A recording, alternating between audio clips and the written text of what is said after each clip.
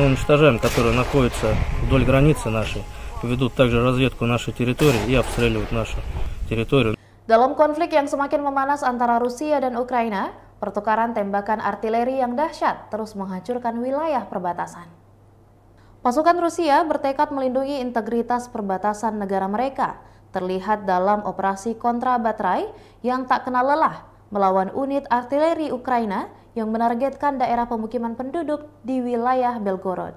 Kru artileri yang sangat terampil menggunakan senjata canggih seperti howitzer, MSTAB, dan D-30 ZVO berhasil mengidentifikasi posisi musuh dengan cepat dan menetralkan meriam artileri, mortir, dan konsentrasi pasukan musuh melalui serangan yang presisi. Tak terpengaruh oleh sifat misi yang tak henti-hentinya, para prajurit yang penuh dedikasi ini bekerja tanpa lelah, siang dan malam tanpa memedulikan akhir pekan atau istirahat. Gemuruh yang menggema dari howitzer mereka sering terdengar, diikuti dengan momen keheningan yang menegangkan, hanya untuk seketika terpecah oleh perintah berdentum siap untuk pertempuran. Semangat yang tak tergoyahkan dan senjata yang handal memungkinkan pasukan ini secara konsisten menghancurkan pasukan musuh. Dorongan tak henti-hentinya untuk meraih kemenangan terasa pada setiap kru artileri saat mereka berupaya memberikan kontribusi dalam usaha bersama untuk mempertahankan tanah air mereka dan menjaga keamanan perbatasan. Sementara ketegangan terus meningkat, dunia memperhatikan dengan nafas tercekat, menyadari dampak yang sangat besar yang ditimbulkan oleh konflik ini terhadap stabilitas regional dan hubungan internasional. Keteguhan dan dedikasi ditunjukkan oleh para prajurit berani ini, mengingatkan kita akan seriusnya situasi ini dan biaya kemanusiaan dari konflik semacam ini. Situasi di Rusia dan Ukraina terus berubah dan perlu diikuti perkembangannya secara cermat. Organisasi kemanusiaan dan lembaga internasional terus memantau situasi dan berusaha memberikan bantuan kepada korban konflik dari kedua kubu. Pertanggal 13 Juni 2023, secara total Kementerian Pertahanan Rusia melansir, Ukraina sudah kehilangan 442 pesawat terbang dan 238 helikopter, 4.585 kendaraan udara tak berawak, 426 sistem rudal pertahanan udara, 9.939 tank, dan kendaraan tempur lapis baja lainnya. Juga 1.122 kendaraan tempur yang dilengkapi dengan MRLS, 5.000 meriam dan mortir artileri lapangan, serta 10.927 unit militer khusus peralatan telah dihancurkan selama operasi militer khusus, kata Igor Konazenkov selaku juru bicara Kemenhan Rusia.